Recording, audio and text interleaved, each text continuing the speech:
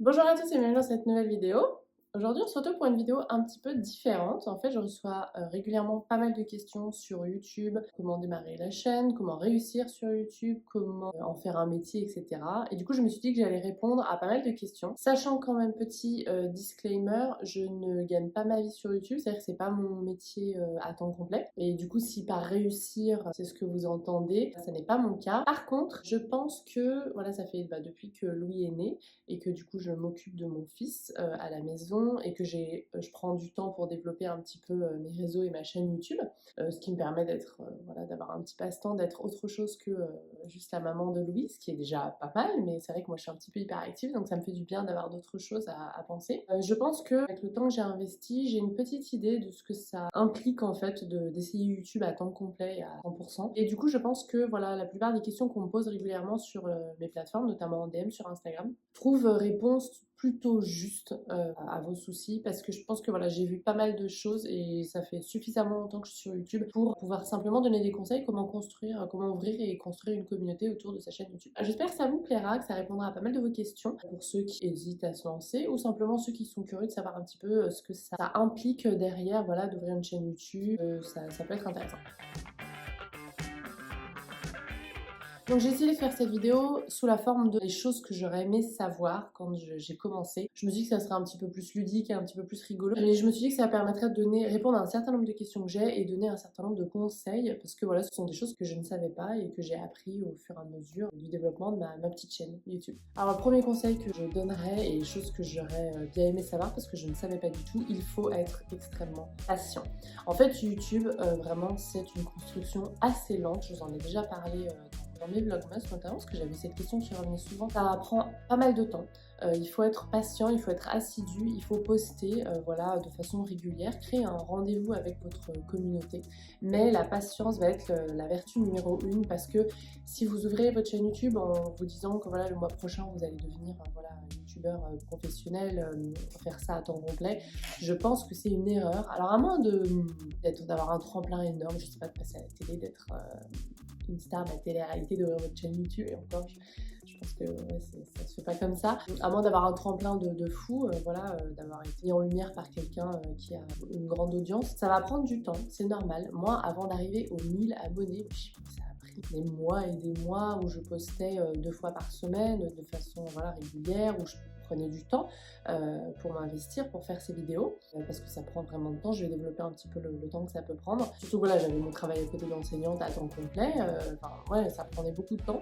Donc vraiment, il faut être patient, et du coup, pour être patient, voilà, faut être passionné, quoi. Si vraiment faire des vidéos, partager avec des gens tous les jours, même des gens que vous connaissez pas, c'est quelque chose qui vous fait plaisir, et il faut le faire, sinon je pense pas, parce que vraiment c'est long, quoi, avant d'avoir une petite audience, avant de créer. Quand je dis réussir, pour moi, c'est voilà, avoir une communauté qui vous suit, qui vous apprend beaucoup, répond à vos questions, à la fois échange avec vous, regarde de façon régulière vos vidéos. Ça va prendre beaucoup de temps. Donc la première chose, c'est voilà, d'être patient. Et si c'est quelque chose pour laquelle vous avez envie d'en faire votre métier, vraiment ne pas arrêter son autre métier tout de suite, hein. Vraiment prendre plusieurs années avant d'envisager. La deuxième chose que j'aurais aimé savoir et que je conseillerais, c'est qu'il faut être un petit peu original.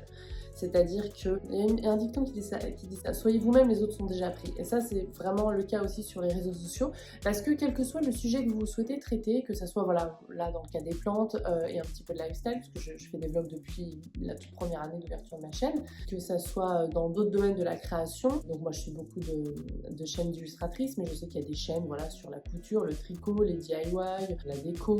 Il y a beaucoup de chaînes aussi d'influenceurs famille. Moi, j'en suis pas mal, notamment au Canada. Enfin voilà, quel que soit votre domaine, voilà, sur lequel vous avez envie de partager et créer du contenu sur YouTube, en fait, quel que soit ce domaine, il y aura des gens déjà sur YouTube qui partageront là-dessus. Moi, quand j'ai commencé ma chaîne YouTube, le YouTube plante en France était assez peu développé, mais il y avait déjà des chaînes YouTube. Donc, vous voyez, il y a déjà des gens qui traitent de ce sujet. Forcément, quel que soit le sujet que vous choisissez, ou voilà, apporter votre touche à vous et votre originalité va déjà faire une différence, faire qu'on reviendra sur votre chaîne YouTube après avoir découvert une ou deux vidéos. vidéo et surtout c'est pas juste vous distinguer des autres, parce que le but c'est pas d'être au-dessus des autres, pas du tout, mais simplement va faire que voilà, vous allez créer une identité propre à votre chaîne, ou même si vous consommez déjà beaucoup de YouTube et que vous voyez déjà beaucoup de youtubeurs traiter de ce sujet, par exemple, je sais pas, la couture par exemple, si vous ouvrez une chaîne YouTube, il faut vraiment avoir en tête l'idée que qu'est-ce que j'apporte, quelle est ma valeur ajoutée là-dessus, enfin, ma valeur ajoutée, ça fait hyper économiste et commercial ce que je dis, c'est pas du tout ce que j'entends en fait. Ouais, si, mais en fait, c'est plutôt en quoi moi est-ce que ça va être enrichissant. Pas forcément différent, parce que quand on parle de couture, on parle de couture, on va pas parler d'un coup de, je sais pas, de licorne, et j'en sais rien. Donc les sujets seront peut-être les mêmes, certaines façons de faire seront peut-être les mêmes, mais si votre chaîne a un univers différent, peut-être que les gens auront davantage envie d'y retourner si cet univers leur plaît. Simplement, voilà, trouvez votre chose à vous, votre originalité à vous, ce qui fait que vous, les gens autour de vous aiment échanger avec vous, parler avec vous, et c'est ce qui se retrouvera, je pense, dans votre chaîne et dans votre communauté. Une autre chose que j'aurais aimé savoir et que je conseille, c'est d'être consistant. Je vous en ai déjà parlé, être assidu, être là au rendez-vous. Si vous créez un rendez-vous avec les abonnés, je sais pas, par exemple, vous leur dites tous les jeudis je publie une vidéo, et bien en fait les gens vont s'attendre à avoir une vidéo s'ils aiment bien votre univers, et si vous n'êtes pas au rendez-vous, alors ça arrive, parfois on a le droit de prendre congé, d'avoir autre chose à faire, de pas avoir la motivation, et c'est vrai que quand on n'a pas la motivation, ça se voit en vidéo parce que les choses transparaissent en fait, les gens sont capables de dire quand voilà, ah bah là elle a fait une vidéo, elle était pas au top, ou alors ça lui plaisait pas trop le sujet, mais elle a traité le sujet parce que je sais pas, on lui a demandé, ou que c'était peut-être à la mode, j'en sais rien, mais dans tous les cas, si vous êtes consistant et que vous êtes là au rendez-vous, et ben ça va vous aider à créer un engagement. Les gens vont revenir sur votre chaîne YouTube, je sais pas, par exemple tous les jeudis, et vont voilà, être au rendez-vous de la vidéo. Si plusieurs jeudis de suite, je sais ça, mais enfin, bon, sont complètement aléatoires, hein, je ne publie même pas le jeudi, mais tous les jeudis, voilà, les gens se connectent et puis 3-4 fois à la suite, ils trouvent rien, bon, c'est déjà peut-être qu'ils seront déçus, mais ça c'est pas, voilà, c'est pas trop problème, ça arrive, mais du coup ils reviendront peut-être pas forcément le jeudi d'après. Du coup peut-être que vous allez perdre un petit peu d'engagement. Donc créer un petit rendez-vous, être assidu, c'est quand même quelque chose qui à mon avis va participer à la fidélité de votre chaîne, et la fidélité de votre chaîne, c'est-à-dire que vos abonnés reviennent sur vos vidéos, et bien en fait sur le long terme c'est important parce que YouTube, l'algorithme YouTube le voit ça. Ah tiens, ces abonnés reviennent régulièrement, ils viennent pas juste pour une ou deux vidéos parce que le titre était soit accrocheur, soit était exactement ce qu'ils cherchaient à un moment, à un instant T.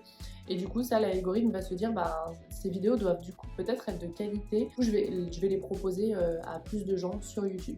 Et du coup, c'est là où vous pouvez augmenter un peu, à mon avis, votre nombre d'abonnés. Quand on démarre sur YouTube, je pense que voilà, se créer un emploi du temps, ça peut être intéressant, et ça peut être intéressant pour guider vos abonnés. Il y a aussi un tag qui s'appelle le tag nouvelle chaîne YouTube, qui était en anglais et que j'avais traduit du coup en français et que j'avais fait au tout début de ma chaîne. Et c'est un tag qui peut être sympa à faire quand on ouvre sa chaîne YouTube, parce que ça va vous permettre d'affirmer un petit peu ce que vous voulez pour cette chaîne, pour les contenus.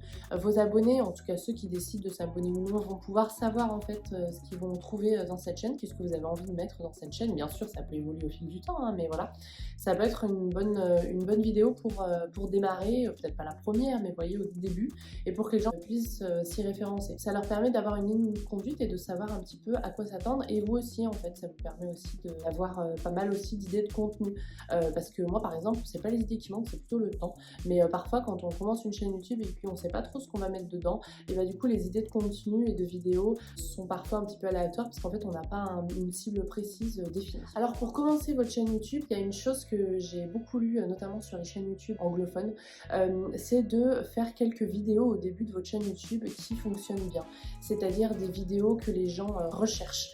Par exemple, je sais pas, on repart sur la couture. YouTube, c'est un moteur de recherche au départ, hein, quand on cherche quelque chose, un tutoriel, etc.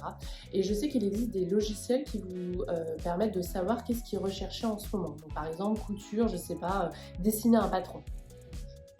Loin. Ça se trouve, c'est quelque chose qui est vachement recherché, et si vous commencez votre chaîne YouTube avec une vidéo comme ça qui est assez recherchée, dont le titre est assez recherché, les mots-clés sont assez recherchés, et bien ça peut vous permettre d'attirer, voilà, votre vidéo peut faire pas mal de vues et d'attirer des gens sur votre nouvelle chaîne YouTube, et ça je pense que c'est une bonne idée. Alors moi je n'ai pas ces logiciels de recherche de contenu, de mots-clés les plus recherchés du moment, c'est une bêtise, je pense qu'il faudrait que je le fasse parce que ça pourrait me permettre voilà, de faire quelques petites vidéos à thème comme ça qui sont recherchées, qui pourraient attirer du monde sur ma chaîne et qui vous plairaient peut-être aussi, parce que ce serait toujours en lien avec les plantes. Il faudrait que je m'y mette, voilà. cordonnier mal chaussé quoi. Non mais c'est pour vous dire, vraiment je sais que apparemment ça c'est important, donc je me suis dit que c'est intéressant de le mettre dans cette vidéo pour ceux qui démarrent. Il y a une autre chose que j'aurais aimé savoir quand j'ai démarré ma chaîne YouTube, c'est qu'en plus de me prendre énormément de temps, donc filmer une vidéo par exemple où je m'assois comme ça, il y a une bonne heure de recherche, j'écris un petit scénario, une bonne heure d'enregistrement parce que je m'assois pas, j'enregistre, je crée le cadre, je me prépare aussi pour être un petit peu sur YouTube. Je m'installe, je commence le tournage, je vérifie la lumière, je vérifie le son, etc. Une vidéo comme ça, celle que je suis en train de tourner, ça peut prendre en tout voilà, 1 heure à tourner, 1 heure à préparer avec le scénario. Ensuite, une bonne heure de montage, suivant si je... Là, c'est en assise, mais souvent quand je crée des vidéos tutoriels, j'insère des images que je vais filmer en plus, donc ça me prend du temps de tournage en plus et du temps de montage en plus. Ensuite, je vais l'exporter, la mettre sur YouTube, créer tous les commentaires, toute la barre d'infos, échanger ensuite le jour de la sortie, faire la promotion de sa vidéo sur Instagram, échanger le jour de la sortie avec vous en commentaire, parce que ça me plaît. Alors, tous les youtubeurs ne le font pas, mais ça me plaît beaucoup.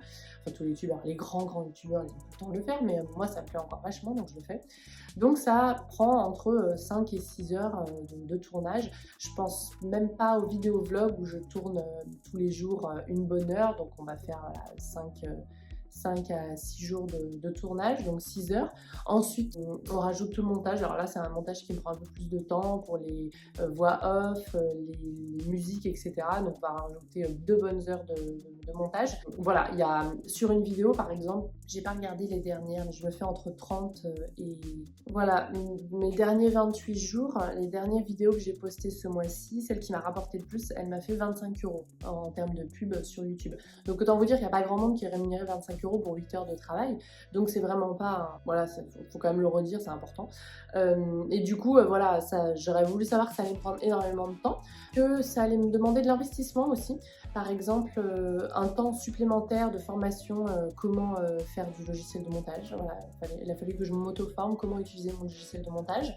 Mes toutes premières vidéos par exemple, le son est pas génial, donc on a dû investir dans un micro. Je pense que le son est vraiment important sur YouTube, c'est-à-dire que quand vous recherchez une vidéo, je sais pas, par exemple, comment utiliser des vis placo par exemple, vous cherchez ça sur YouTube. Il va y avoir 2 vidéos. Une vidéo, la qualité d'image n'est pas géniale, mais le son est ok et du coup, c'est pas désagréable à écouter. Et une autre vidéo où la qualité d'image est vraiment bien, mais alors le son, ouf. Mais en fait, vous allez rester plutôt sur celle où le son n'est pas trop désagréable. Parce qu'en fait, au final, le contenu est le même, même si la qualité vidéo est un petit peu moins bien. Voilà, ça c'est un investissement par exemple.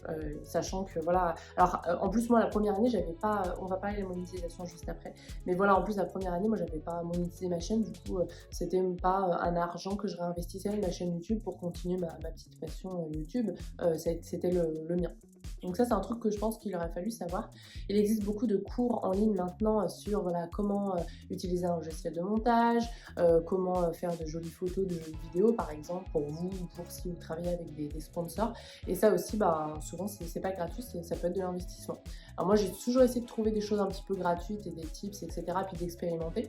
Mais si c'est un boulot que vous voulez faire à temps complet, et du coup travailler par exemple après avec des marques, bah, c'est vrai que souvent ça le regard, du coup ça peut être une dépense qu'il faut investir en fait pour sa micro-entreprise en fait. Et du coup, la dernière chose que j'aimerais aimé savoir, enfin que je pense qu'on aimerait savoir si on veut faire de YouTube son métier, c'est que ça gagne pas des masses.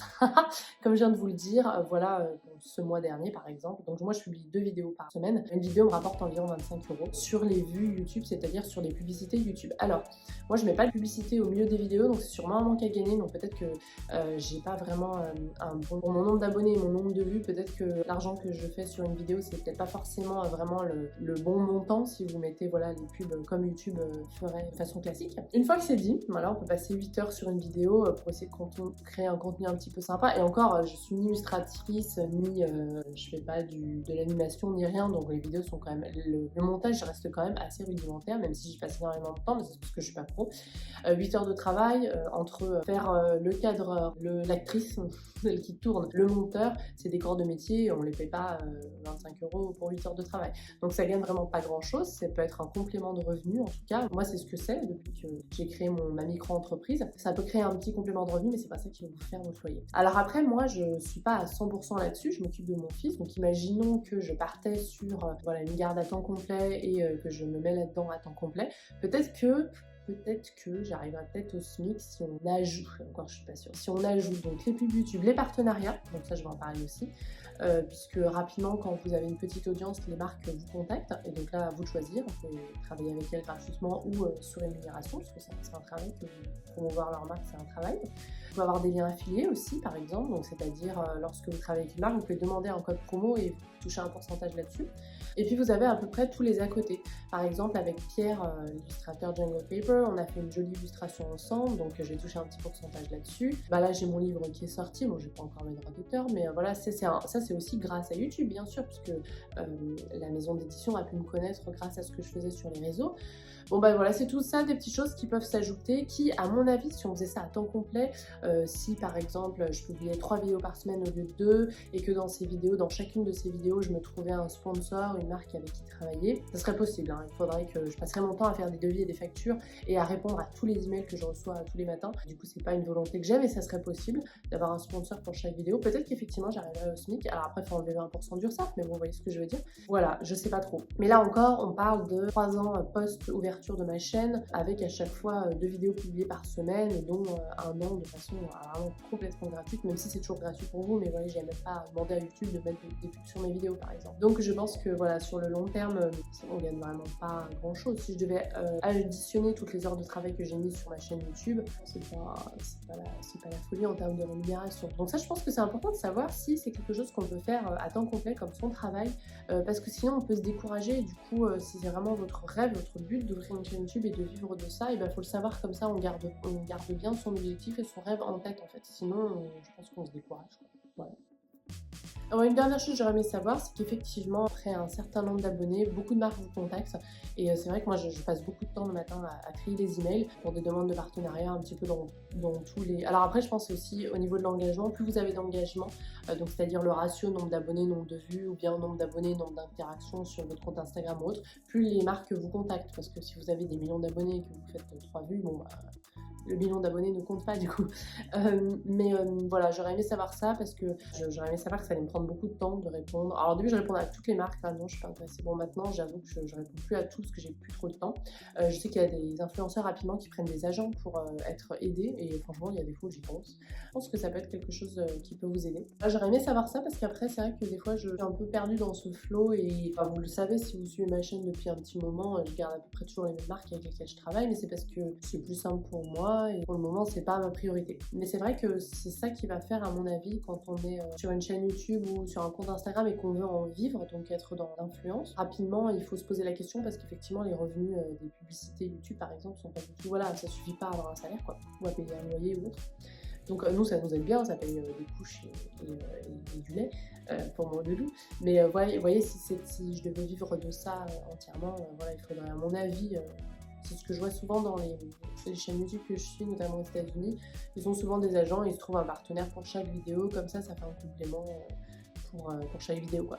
Donc voilà pour ma petite expérience YouTube pour le moment. Là encore j'insiste, 20 000 abonnés, 25 000, 26 000. C'est vraiment une mini goutte d'eau dans l'univers de YouTube. Mais ça commence à effectivement faire pas mal, dans le sens où, comme je vous dis, à moins d'avoir un tremplin énorme, je sais pas, par d'autres moyens, c'est une croissance qui est assez... voilà, constante, régulière, mais qui n'est pas voilà, dingue d'un coup. Ça fait 3 ans quand même de ce que je suis dessus, quand même, ce petit bébé qui est YouTube. Donc je pense que j'ai une vision un petit peu assez globale de ce qui peut se passer, en tout cas, devant ce que vous proposez sur YouTube, en tout cas sur le YouTube Plante, parce que je suis sûre que sur d'autres thèmes, il y a encore d'autres choses, et même plein d'autres choses que je connais pas. D'autres domaines sur YouTube, il y a plein de communautés super intéressantes quand on a plein de passion. Donc peut-être que ça se passe différemment là-bas, mais voilà un petit peu comment ça se passe ici sur le YouTube Plante français. Sachant que voilà, il n'y a pas encore... Maintenant, il y a de plus en plus de chaînes YouTube, mais c'est vrai que les gens n'ont pas encore trop l'habitude d'aller sur YouTube pour avoir une information plante. Donc c'est encore récent dans la mentalité des gens de se dire « Ah tiens, il y a une communauté plante sur YouTube, je vais aller là-bas pour soit avoir des informations, soit me divertir. Tiens, moi aussi je jardine, j'ai envie de me mettre un petit vlog jardinage derrière pour prendre mon petit café le matin ou pour m'occuper de mes plantounes. » C'est encore assez récent, donc c'est vrai qu'il y a peut-être des informations qui manquent du coup, et qui me manquent, du coup je peux pas vous donner pour le moment. Peut-être que je ferai une actualisation de cette vidéo dans quelques années, si je suis encore là et si le cœur m'en dit encore, parce que je le ferai que si ça continue de me plaire. Je crois que c'est tout. les choses que j'aurais aimé savoir quand j'ai commencé ma chaîne YouTube. Bon, j'espère que ça vous a plu, que c'était un petit peu intéressant voilà, d'avoir mon opinion là-dessus. Et si c'est le cas, n'hésitez pas à mettre un petit pouce en l'air. Et si vous voulez voir d'autres vidéos sur cette chaîne YouTube dédiées aux plantes, mais aussi au lifestyle, eh bien, écoutez, je vous invite à regarder les vidéos et vous abonner pour n'en rater aucune. Et je vous dis à la prochaine.